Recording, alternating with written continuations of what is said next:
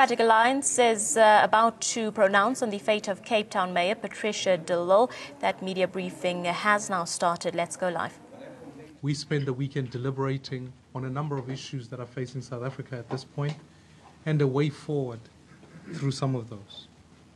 And I think it becomes absolutely important that this briefing gives a highlight on a number of issues that were discussed.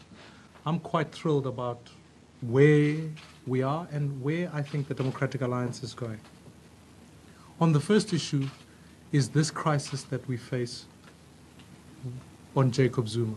It's not for us to face it, it is the ANC's crisis, who are now holding South Africans to ransom. Ladies and gentlemen, I want to state that since Federal Council met in October 2017, there's been a lot that has changed in our political landscape. The election of Cyril Ramaphosa as president of the ANC has turned the mood of the nation and has provided the basis for a true battle of ideas about the future and, in fact, the country in the 2019 elections. However, the manner in which Jacob Zuma is holding both the country and the ANC to ransom by refusing to leave is a clear demonstration of how powerful he still is within the organization and shows how deep-rooted the network of corruption that he built still runs. Ladies and gentlemen, we expect as South Africans that our leaders place the nation and the interests of the country first. And therefore, we would expect without fail that Cyril Ramaphosa's remarks yesterday in Cape Town has shown South Africans that what is important to the new ANC president is unity within the ANC. This is not about the unity and unifying South Africans. It's got nothing to do with the people. Instead, South Africans are left behind. And that is why we're here and we want to fight about that. We want to make it clear that such a thing as a smooth and a dignified leadership transition, as Deputy President Ramaphosa calls it, is not in the best interest of South Africa. The immediate removal and criminal prosecution of Jacob Zuma and all of his corrupt cronies within the ANC is what is in the interests of the people of South Africa. We have gone past the phase in our democracy where we could speak about transitions or speak about some reconciled settlement. We are at a place where South Africans are actually asking for justice. If you give President Jacob Zuma a smooth and an easy transition, you are also affirming to the people of South Africa that the constitution is meaningless, the rule of law is thrown out, and therefore we simply can't be party to that. Therefore, ladies and gentlemen, if anybody wants to state that there must be an amnesty deal for Jacob Zuma, which will shield him from accountability for his crimes, this is not in the interest of South Africans. This should not even be discussed. He would be in breach of the Constitution, particularly the requirements for the NPA to act without fear or favor. So we categorically state that we reject any amnesty deal for Zuma as an insult to all South Africans. I want to also highlight the fact that there can be no other special arrangements that are put. No legal fees must be paid by the state, no extra security, no protection from prosecution from the state. Jacob Zuma must face the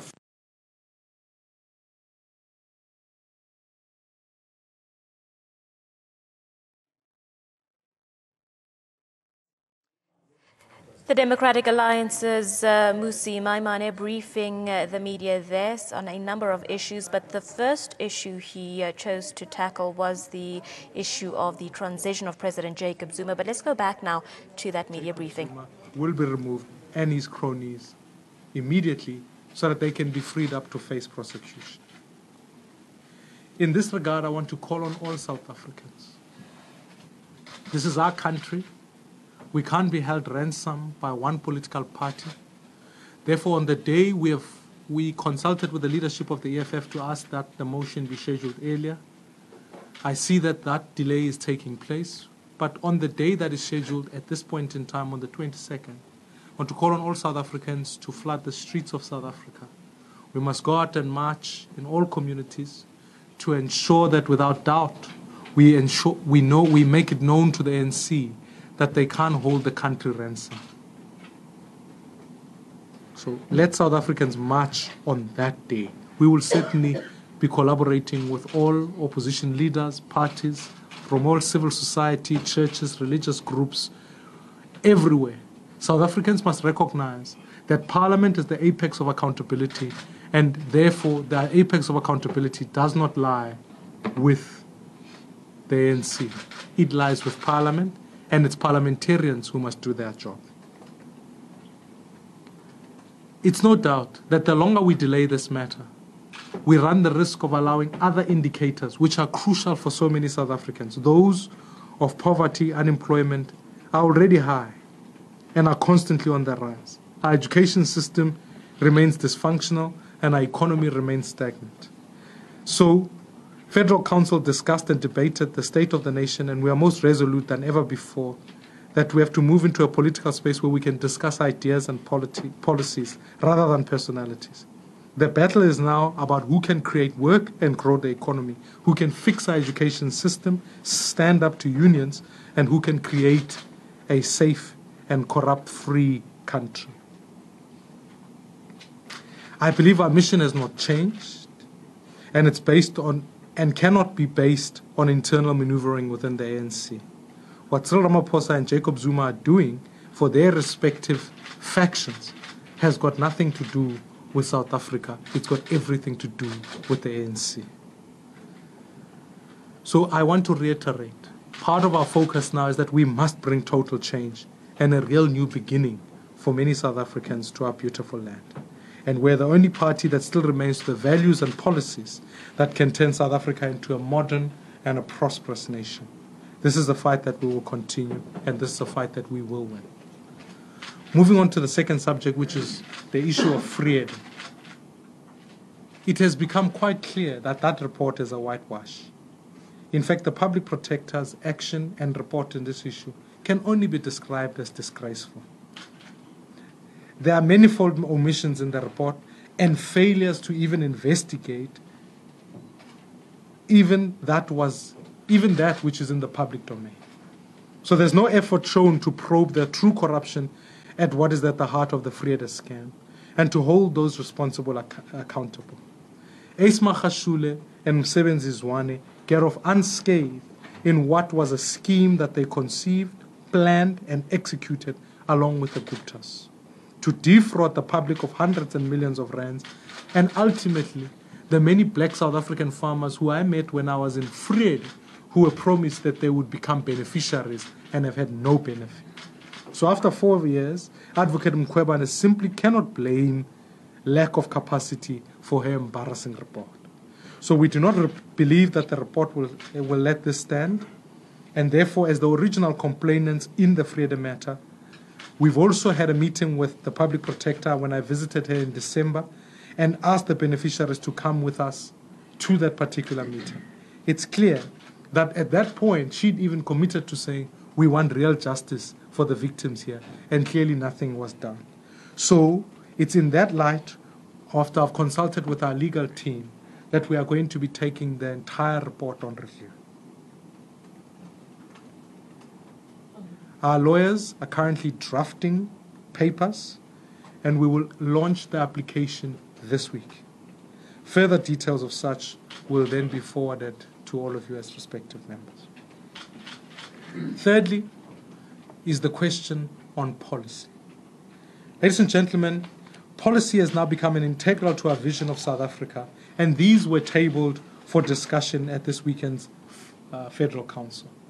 We looked at a number of documents, the one speaking on higher education, safety and security, immigration, human settlement, our economy and an inclusive economy, and social assistance.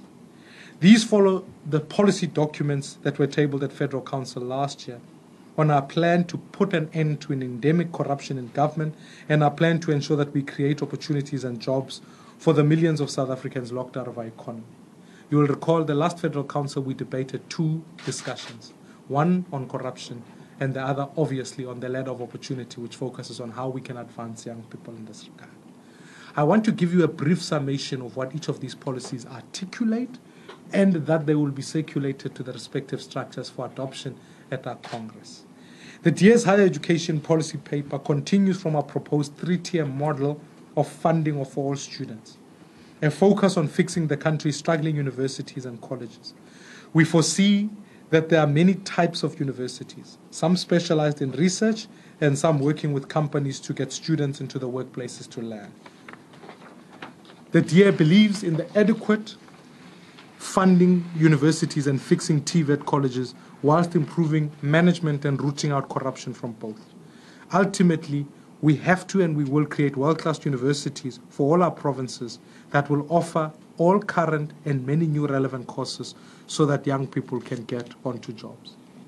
And this discussion really discusses on one aspect funding for higher education, but also the type of university we want to see. We lament as South Africans the mismatch between what students learn at university and what work opportunities exist for them. Surely we must get to a point where we align those two so that we build an education system where our young people can thrive. Second policy we considered was on safety and security. And this policy pledges to radically overhaul the South African police service into a professional, modern police service, which is passionate about serving and protecting communities. This and combating all crime, especially violent crime. The DA is committed to seeing that violent crime is rooted out of all communities and will stand with children, women, people in townships, rural communities, and every South African who's been targeted by crime. We will ensure that we train and develop police officers, increase the number of specialists, officers, and detectives, and improve services at police station and all other community policing fora. The third, ladies and gentlemen, is on the question of xenophobia, which needs to be tackled head-on. Illegal immigration must be prevented, and skills shortage must be addressed in South Africa. Therefore, the DA's immigration policy paper therefore pledges to enforce the law, end the unchecked flow of illegal immigrants into our country, and attract high-skilled immigrants into our country. Our immigration policy will be based upon having a high wall and a large gate to grow our economy. We believe that we are integrated within the continent and the global community. Therefore, you must ensure that skills are coming into South Africa and people are able to exercise and have their economic rights secured. But also, we must ensure without doubt that we stem the increased number of illegal immigrants that are coming into South Africa. We believe that we are a society embedded in an international community and will manage our relationship in that community to the benefit of South Africans in pursuit of a fair and a just world. Fourthly, we spend quite a bit of time on the DA's human settlement policy. This is to quickly give people who qualify government houses the ability to get a decent home. In order to create sustainable housing opportunity through inclusive urbanization, we will give people ownership of land they live on by giving them title deeds, create a single national housing list to cut down on corruption, and launch a national housing audit to verify that only the real owners live in RDP houses. The DA understands the need to be given greater control and choice in terms of housing. Therefore, we will be enhancing deeply the choices people have, because it can't just be a question of RDP house or just site and service, but there can be an opportunity for people to build their own houses. Along with that, we focused on the social services assistance policy paper, which pledges to enable every parent to feed their family. The DA will thus increase child support grants to cover the nutritional needs of all children, resolve that the current foster grant crisis, increase capacity and funding for magistrate courts that have many cases related to social grants and maintenance, increase the number and quality of social workers, and prioritize early childhood development. The creative use of social assistance system will not only provide help for the government, but will also grow and transform the economy, bringing real change and creating a prosperous South Africa. We believe that it can't be, it's criminal in South Africa, that 1 in 4 children are dying every day thanks to malnutrition. Therefore, we take the stance that says we must be able to increase child grants and ensure that we can defeat extreme poverty and give our children a better chance. Lastly, ladies and gentlemen, Federal Council deliberated extensively on our economic policy document. This particular document focuses on fast-tracking internships for young people, As you know, I've launched a program called Vuguzake, where we've been going to communities and inviting young people towards internship programs. We believe that it can't be that 9 million South Africans are unemployed, the majority of which are young South Africans who are in the main black. Therefore, if we're going to address our economic challenges, we must intervene as it speaks to young people, attract them into internship programs, and ensure that we do whatever we can to look at following key sectors that bring redress to our economy, the establishment of a fund for this particular purposes. DA wants to look at a funding model that companies can contribute into that can assist in funding SMMEs and invest in basic education. When we talk about broad-based, it can't just be a question of saying, let us employ a few people or give tenders or contracts to politically connected people. But let us rather ensure that this fund deals with broad-based development, certainly in education and SMMEs. This is about ensuring jobs and opportunities are created for those specifically who are locked out the economy. So while these documents are not the final DA policies, they form part of the formulation and adoption and eventual implementation of these bold policy options that will bring total change and a new beginning for South Africa. These policy proposals will go further with all party structures and feedback input from South Africans from all different backgrounds. We believe we can take new ideas. It can't be that we keep saying, let's keep doing what we're doing and we'll get better outcomes. We must bring total change and build a capable government that will implement these policies in government. Turning to a discussion that took place this weekend, equally so was the discussion around the Mayor of Cape Town. As many of you know, the Federal Council applied itself to the question of the imminent vote of no confidence. It ratified the decision by the Federal Executive to allow the vote of no confidence to proceed in the Mayor of Cape Town. This is scheduled for this week, on Thursday. Whilst the situation is unprecedented and painful to all the DA, we hold the view that it is time now that we look at a fresh leadership in the city to take the caucus forward and to restore faith in the public in what has been the crown jewel of the DA governments until recently. So we will look at how the leadership there unites the caucus, focuses on delivering excellent services, and answering many questions that are of concern to the public so that we can deliver even better results in the metro and in the province. I want to reassure the people of South Africa and the public that we have our commitment and will do what is right in the interest of the voters, no matter how difficult it is. Unlike our opponents, we will not sweep under the carpet difficult or challenging issues. We'll act to uphold integrity and faith in the public, or in the faith of the public. This is the standard we hold ourselves to, and we certainly hold the ANC in this regard, and will ensure that we demonstrate going forward how we go. On the question of water, this became an extended discussion as part of our Federal Council. We are putting everything, all our efforts in ensuring that the city of Cape Town does not hit day zero.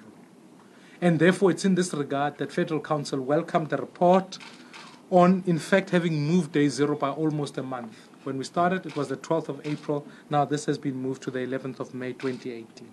I again want to thank the people of Cape Town, the agricultural community, for their incredible contribution in making sure that they can keep farming and we can ensure that the city's water remains in a place where we can continue this fight. Our task is not yet done. We have to continue to lower consumption, and we will defeat day zero in its entirety. As I outlined last week, the augmentation projects earmarked in the city of Cape Town to provide additional water are all on track, with the first project coming online later on this month. It's no secret that Cape Town is facing one of the greatest and most unprecedented droughts in a century. And therefore, however, it's not just Cape Town alone that is feeling this difficulty. There are large parts of the southern, eastern Cape experiencing much lower and unexpected rainfall, with consumption flatlining or rising. I want to say that we've got to do everything in our power to have a conversation about water nationally. Ladies and gentlemen, for too many communities, as Federal Council discussed this weekend, there are people in KZN who, for them, day zero has happened a long time ago. There are people in the Eastern Cape that I can remember my colleague Nosimo Balindlela, gone, who are sharing water with animals. So it needs for all of us to have a conversation about water, how we augment water in South Africa in general, and ensure that South Africa, which is a dry country, has a diversity of water supply. So I wish to clarify the role of national government in dealing with what is now a serious threat to millions of South Africans.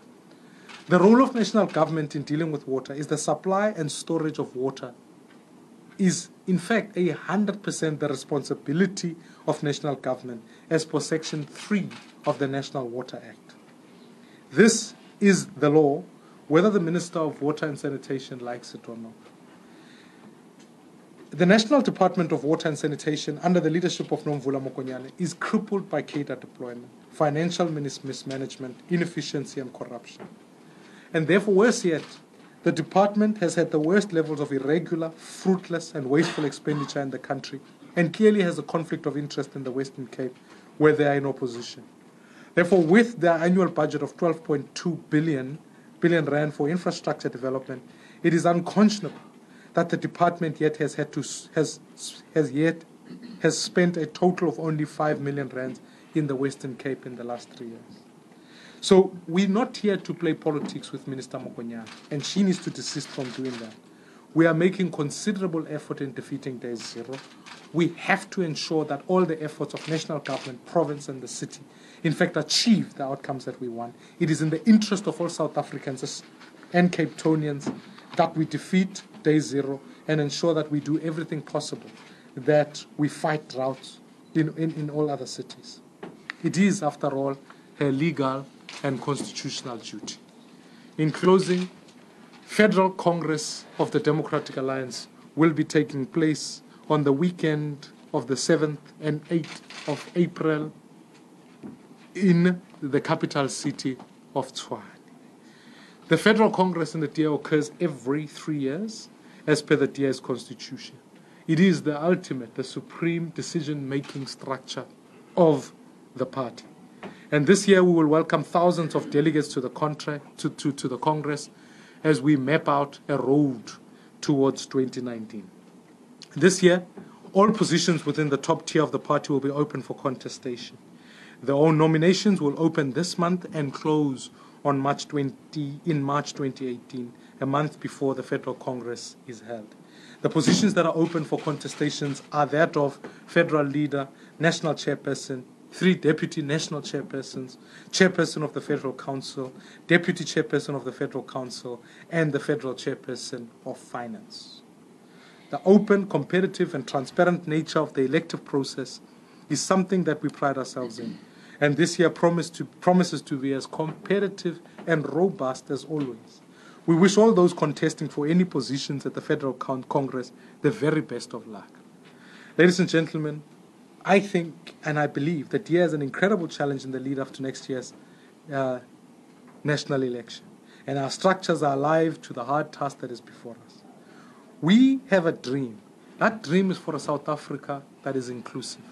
I wake up every day with this question in mind. Who are the South Africans who are left behind and who is fighting for them? It can't be that our kids in grade 4 don't comprehend what they read or write. It can't be that there are mothers who are in fact don't have food for their children and 53% of our citizens are living below the poverty line. It can't be that 9 million of our people are still unemployed, and therefore that battle will begin and we're going to fight along the way. We're going to ensure that we posit ideas as to how we deal with the excluded in South Africa and fight for them. Where we are in government, we are already committed to that process, and even in the tabling of budgets coming up in all the municipalities where the DA is in government, you will discern the fact that we have a primary focus on dealing with those who are left behind. And our governments will continue this work. We are not doing what we do for the sake of governing. We do what we do because we are building a South Africa for all, a better country for all our people. Thank you very much. I will at this point take questions. You can direct them either to me or to James. Please state who you are, where you are from, and then you can go for your questions, starting at the back of the. Yes, thank find out the application for review, would that be in the Western Cape High Court, and on what grounds? You answer that, James. All right. Yes, my sister. Valerie Robinson, ANC7. Just with the public protector saying that the criminal elements will be given to the Hawks for investigation, is this a valid argument?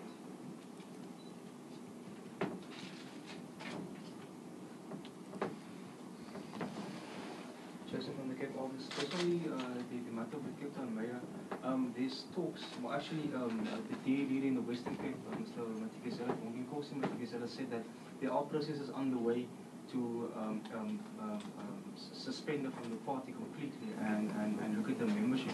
I think it's more for James. Is there any developments on? Leanne from ENCA. I have 4 questions. I'm just going to rattle them. 4. Hi, boo. They all tie into each other. That's fine. So, firstly, also under law, when can we expect an FLC outcome of the charges against her? And then, what impact do you think this has had, the protracted battle between the DA and the law? What impact do you think this has had on the party, if any? And then going forward to tomorrow's court application, what is your stance ahead of the application for the interdict ahead of the motion conference on Thursday? Finally, Lucy, some commentators believe that you don't have the legal mandate to lead the fight against this water crisis. Can I just get a reaction from you on that? I know one commentator. I won't mention him by name, but we'll go. Maybe, James, you can start with the question of the legal review in the court, and then I can cover just a few others that go. No, that's quite. Thank you very much indeed. I think it's likely that the application will be launched in Gauteng North.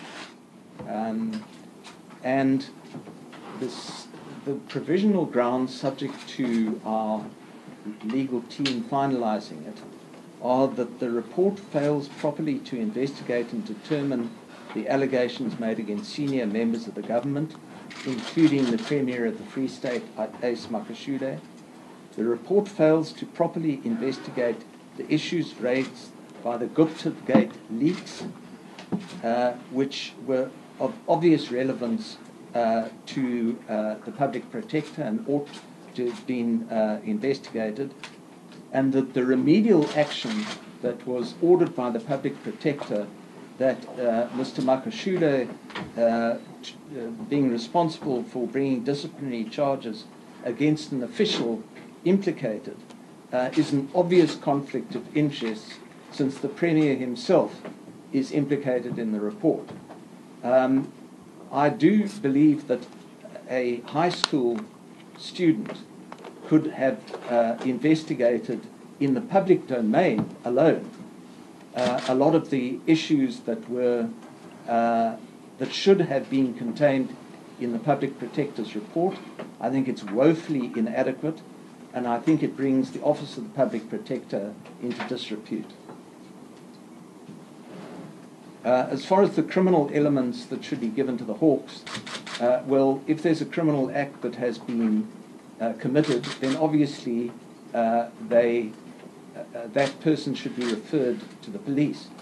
But the point is that the report itself is so embarrassingly superficial that I'm not sure that anything contained in it would suffice to help the Hawks formulate criminal investigations into any person implicated.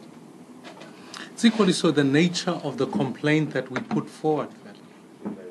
Wanted to investigate the ethical breach. Remember when I went to Vrede and I met the farmers, this was a coordinated effort, and therefore I think it's a miss of the public protector to not order remedial action against the very individuals here who are at the center of this matter. And therefore, it's for that purpose that we're saying it's a whitewash, it's an exercise to absolve them, and it includes the Gupta family in this regard. and we will then proceed in that instance.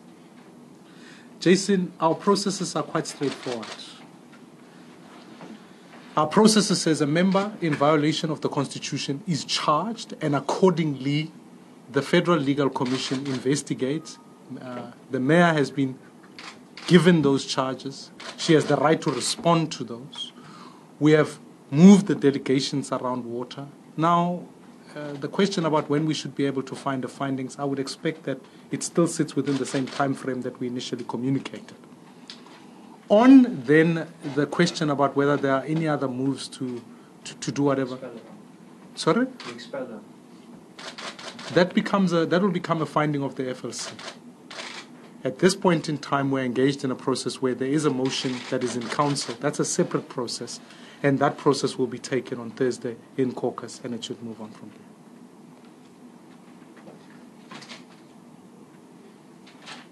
Now, and I still maintain without doubt that it is desirous of us as a party. this is not a personal matter. This is a question about saying, let us hold public representatives to account, which is the standard in the DA. Yeah, maybe you can speak about the court action. Okay, just as far as the court action is concerned, the interdict, as you would probably know, seeks three things. It seeks that there should be a free vote. It seeks that there should be a secret ballot, and it seeks that the federal and provincial leadership of the party should not influence the process. As far as the free vote is concerned, we have given the unequivocal assurance to the caucus that their vote is free, and that however they vote, there will be no consequences for that. As far as the secrecy of the vote is concerned, the situation is different from that of the National Assembly. In terms of the rules of the City of Cape Town Council, voting takes place by show of hands or by electronic means, or as the council decides. There is no discretion for the speaker to decide how the vote takes place, and therefore it would be premature in our view for a decision to be made until the council meets on Thursday. Finally, it's very difficult to understand the third interdict that is being sought because it's not specific against whom the mayor is requiring compliance. It's very, very vague indeed, and accordingly we do not believe that particular arm of the interdict has any merit at all. As far as the impact on the party is concerned, well, I think it's probably too early to tell.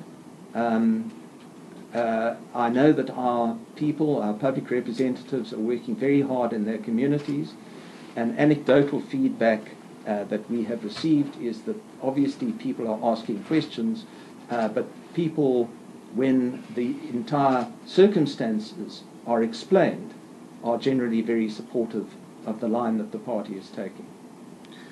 I think without doubt, you raised the point about protracted. And I would agree with you, it's gone on for far too long. I've had enough of it. It must be settled. And it will be settled. And without fail, I think that it's important that as the DA, we hold ourselves to particular standards. We want our governments to operate in a particular way. And therefore, without doubt, I believe that we certainly can't have this matter carrying on for months on end. It is important that in the interest of voters, on all parties, that this matter be settled and we move on. And therefore, as leader of the DI, I want it to be crystal clear across all structures, including the caucus, that let us settle this matter so that we can move on.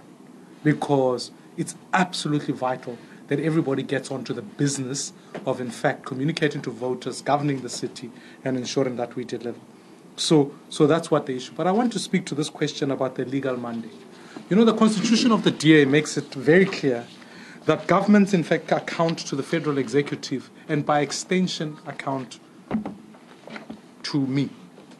What is not debatable is the fact that in our constitution, we must hold public representatives who we send to serve in government accountable for action. We have a program of action that delivers excellent standards for people. So, by virtue of the fact that here in the Western Cape and in the Eastern Cape, as it so happens, we have DA-led governments, I can't sit back and say I must allow those governments in their response to not fulfill our mandate that says that we must build resilient cities. Now, I have not gone out and directed any official of the city. I have not gone out to say we will manage the administration. It's not my job, and I have no interest in doing that job. My job is to say, where there are public reps all across those spheres of government, they must account. We must build a confidence into our voters and ensure that the people who have entrusted the DA with government are not left with any ambiguity as to what we are doing. And therefore it was important even for Cape Town that I step in and ensure that we can collaborate on our fight against Day Zero, and I think that battle we are winning. Let me take last round. 1, 2, 3, 4, 5. That's it. Yebo. Wanda from Inspector 4. Just you are saying on the Patricia Below issue that she is basically there's been a rosy past and then suddenly it's all thorns and all this trouble. She is the only one currently or the public can see is being disciplined or tend to be disciplined. What about the other issues in the city, the other councillors? It cannot be, if you look on public platforms, that the DA has only one person, Patricia Below, to sort of deal with. Sure. The other people are making public comments, which is crazy. I mean, sure. It's a Days of Our Lives show. Very funny, entertaining. Like. So just on that. Thank you. I'm Abong Kobogana from the SABC News. Musa, I just want to check if you do have confidence in Cyril Ramaphosa's leadership. Should he become the next president of the country? I'm asking you this from the fact that Zuma now seems to take him on in terms of the conditions that he's putting in. And after his election, many people, the entire nation in some quarters, like it seems that his election sort of like brought hope that there will be some change. But now he's wrestling with Zuma in terms of his own thing. Do you have confidence in him? You mentioned that the DA's Federal Congress will be happening in April. So I didn't get your name. Paul Herman from News 24. Okay. You said nominations are not yet open, but I'd just like to ask or to see if the pair of you would confirm that you are rerunning for your positions, or is it premature to ask that? Thank you. We can answer individually, not collectively. We're a party of individuals. Jan Along from Report. The last 8 days since the top 6 officials of the ANC went to see President Jacob Zuma last week, it was a period of, it was sort of a destructive uncertainty nationally.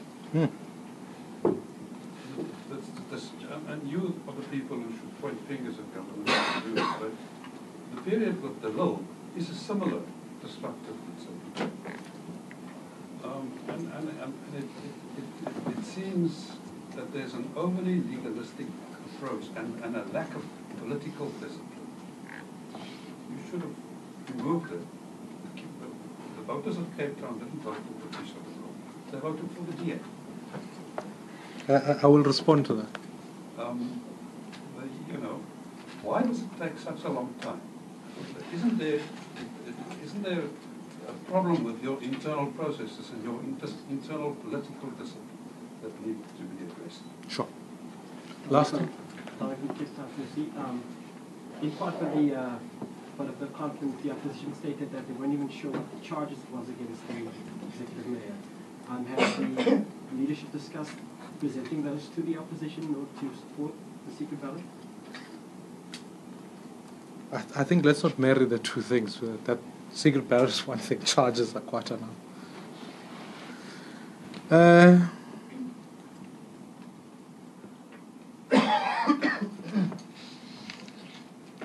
Sorry, the first question there, you asked this issue.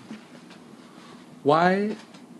There are 11, if I'm not mistaken, councillors of the city of Cape Town that have been charged. They are facing disciplinaries. You can ask me about any one of them, but everybody. I can give. When I released the statement here the other day, it contained the full list, and I can send it to you. They involve J.P. Smith. There are a couple other people that have. They are listed as far as charges are concerned, and those charges have been preferred against them. This is not selective justice. It's 11 excluding the mayor. Including the mayor. Oh, including altogether. Yeah. So I want us to be clear that this is not selective. But It's about everybody. Afterwards, I mean, after the Felix, I mean, at the moment, I think let's not. going off at Sorry, I'm responding to your question. Let's not peddle misinformation. Okay. The charges that I tabled here at the press statement, you can go back and read it, on the 10th of January, cited that we are charging Mayor DeLille and we are charging 11 other councillors. So it's not subsequent to this or whatever. They've all been collectively charged. So I think we mustn't try and say they've been subsequent or whatever.